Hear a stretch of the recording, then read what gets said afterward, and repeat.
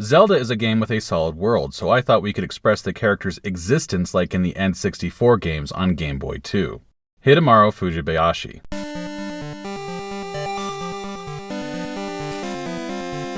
This is Legendary Adventures, a Legend of Zelda playthrough podcast. After 2 games in 3D, Oracle of Ages and its sister game see us return to the 2D top-down style that defined most of the series prior to Ocarina of Time. This makes sense as the games were designed for the Game Boy Color. They are built from the engine and assets of Link's Awakening, so much of that game's DNA is seen throughout. But there's also a strong influence from A Link to the Past and the original game, in addition to the Nintendo 64 titles. The world of Labrynna, like the original Legend of Zelda and Link's Awakening before it, is laid out on a grid. Each space is a single screen, and players move through the world one screen at a time. There are 196 screens laid out on a 14x14 grid.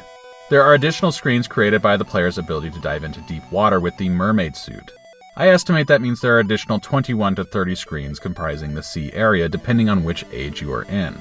The name Labrynna suggests a labyrinth, and true to its name, I would describe the world of Oracle of Ages as having a maze-like feel. Both the original game and Link's Awakening had similar feels to their game worlds as well. Between the two, however, I would say this is much closer in design to Link's Awakening. There are some broad similarities to A Link to the Past in that Labrynna is comprised of 2 interconnected world maps.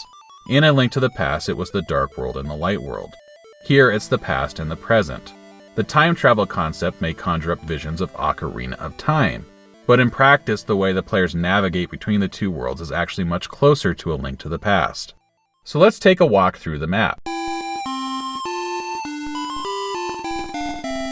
In the present, we find Lina City. It spans roughly 17 screens. There are 8 buildings, including a shop, Vasu Jewelers, and 6 homes. That includes the home of the Know-It-All Birds and Blossom and Bippin's homes. The Maku Tree stands on the northeastern side of the city. The Black Tower stands on the southwestern side. There is a river running down the middle, splitting Lina into 2. This is the central area of the game, in that it's not only centrally located, but it's the main hub for the adventure. And the Black Tower is the ultimate goal. Players will enter the Black Tower near the start of the game, and they will walk around it as they navigate the world. They'll also get regular updates on the progress of its construction as the story continues, keeping it always central to the player's mind.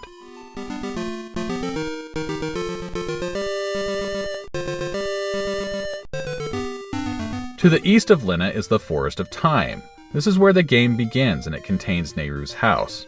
To the east of the Forest of Time is Yol Graveyard. This area can't be accessed until players get Ember Seeds.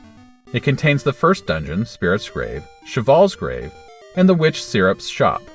To the north of the forest, we find Rolling Ridge, which contains 2 Goron settlements, one on the west of the ridge, one on the east, and 2 dungeons, the 5th and 6th dungeon, Crown Dungeon, and Mermaid's Cave.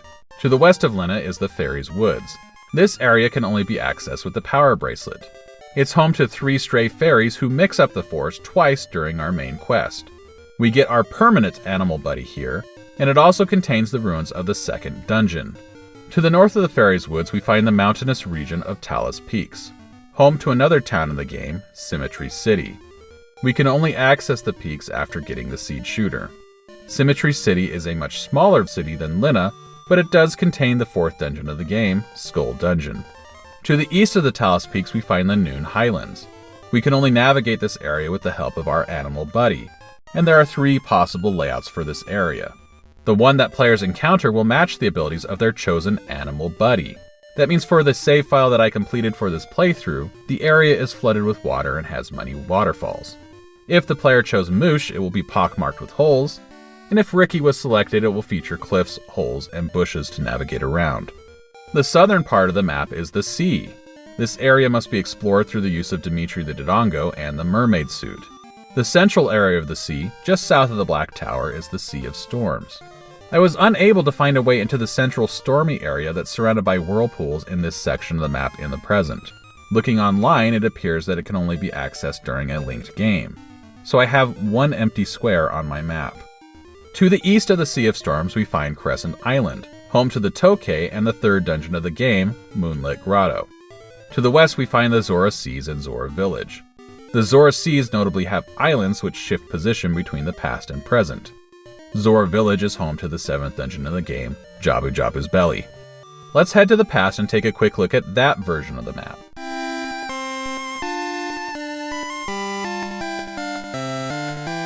As with the present, Lina is at the center of the map, but it's the small Lina Village. Well, frankly, it's not that much smaller than Lina City. There are 6 buildings instead of 8.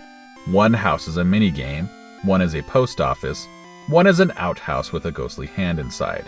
The rest are homes. The biggest change in terms of layout comes on the north end of the village. In the present, we find Blossom and Bippin's home up there, up against the banks of the river. In the past, it's the entrance to Queen Ambi's palace. The palace itself and its surrounding grounds sit in the same space as the Noon Highlands in the present. To the east of Lina Village, instead of the Forest of Time, we find an area simply identified as Northeast Lina. To the north of that, we find Rolling Ridge, which in the past contains 2 Goron settlements and the Mermaid's Cave dungeon. Rolling Ridge requires the switch hook to access. To the west of Lina, we find the Deku Woods. It's different from the Fairies Woods in the present. We still need the power bracelet to get in, but the forest is a maze-like area that contains the 2nd dungeon of the game, Wing Dungeon. To the north of the forest is Talus Peaks. It's home again to Symmetry Village, but there's an additional building in the center of the village in the past compared to the present. The peaks are also home to the Restoration Wall in the past, and climbing the wall we can find a cave that is home to Patch, who fixes items for us. To the south we again find the sea. Dimitri is not found in the past, so we need to get a raft from Rafton or use the mermaid suit to explore. We can access all the areas of the sea in the past. The Sea of Storms remains in the center. The Zora Seas and Zora Village remain to the west. Crescent Island is still found to the east. The difference comes on the north side of the sea. There is more of it, with an area known as the Sea of No Return. Much of the Sea of No Return is occupied by the ancient ruins. It's a maze area that contains the 8th dungeon of the game, the Ancient Tomb.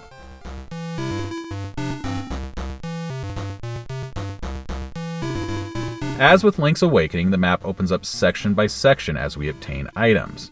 It's a format that the series first explored with Zelda 2.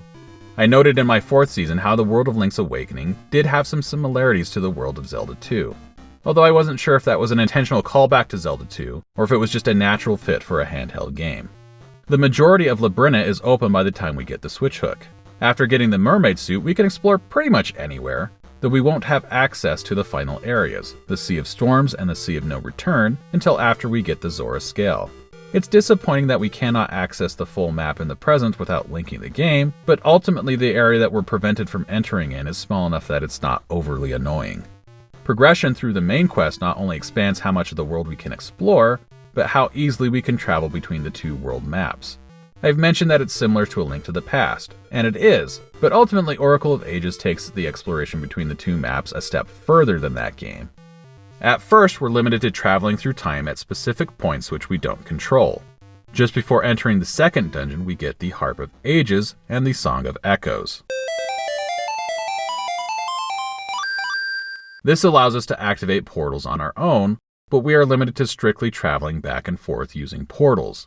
This, in a way, is a step down from A Link to the Past, which gave Link the magic mirror just prior to his first trip to the Dark World. In A Link to the Past, we can travel to the Dark World through portals, and then return to the Light World from almost anywhere using the mirror. Oracle of Ages goes full A Link to the Past just before entering the 4th dungeon. While exploring the Talus Peaks, Link learns the Song of Currents. After getting this song, travel between the 2 times works exactly like A Link to the Past. We go to the past using portals, and then go forward from nearly any point using the Song of Currents. As I said, Oracle of Ages takes the dual world concept even further with the introduction of a 3rd song, the Tune of Time. With this song, we can travel between each time from nearly every location. The only limitations I found were in the Sea of No Return and Yule Graveyard, and the Black Tower. A mysterious force keeps players from traveling between the times in these locations.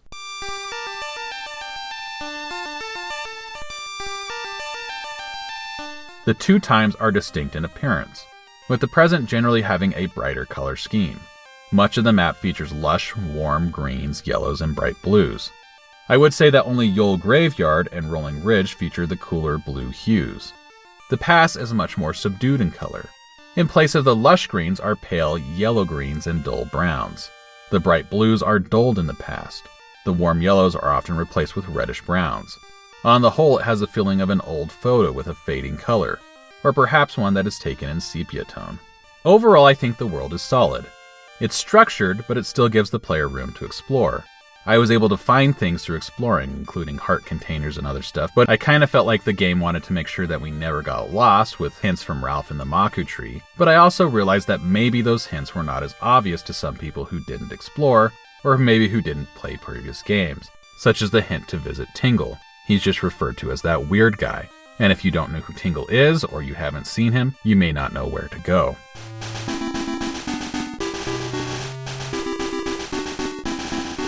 While the world overall is good, I'm not sure it's quite as tight as previous worlds designed in-house at Nintendo. For example, when first starting the game and heading into Lina City, I didn't come across the Know-It-All Bird's house. It's located on the west side of the river, and while the main areas and the focus for that section, the Maku Tree Cave and the Maku Tree herself, are on the east side. I never visited the west side until after getting the Ember Seeds and being directed to Yule Graveyard. It's just not located in a place where players will naturally pass by it. Contrast that to the library in Link's Awakening, which is literally on the path that players need to take to reach the beach to get Link's sword. There's no way that players will miss it. Now you might think, well, of course that's the case for the library. It holds a book that is necessary to complete the game. And while it's true, you can also consider the Know-It-All Brothers' house in Ocarina of Time. This is not an essential location. It's there only for tutorial purposes like the Know-It-All Bird's house. But in Ocarina of Time, as with Link's Awakening, players need to walk right by it as they make their way to acquire Link's sword. It's an optional area, and really only there for new players, but you can't miss it.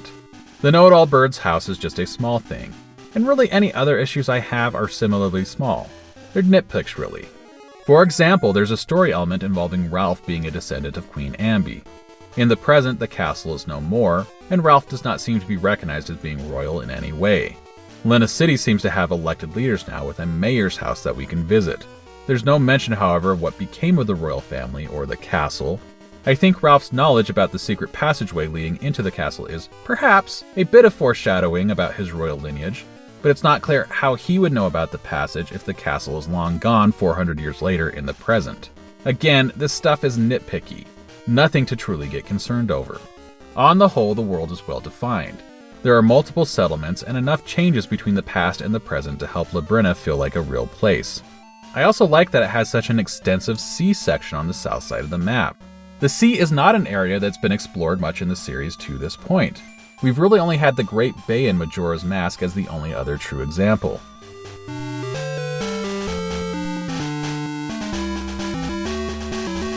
Normally, I would pair discussion about a World of a Zelda game with my thoughts on the legacy of that game within the series, and in the broader gaming landscape if I feel it applies. But this is only the first part of this season. Oracle of Ages has a sister game in Oracle of Seasons. They were released on the same day and they can be played in any order, but the developers were clear that they are intended to play both together. I was given a password to make that happen when I completed Oracle of Ages. In an interview originally published on Nintendo's online magazine, director Hidemaru Fujibayashi said, "I believe using the password and playing the two games as a continuation brings out a deeper feel to the world. It also lets you see the true ending after the story is over. New characters appear, and there are definitely more events." Next week, we'll start our dive into Oracle of Seasons.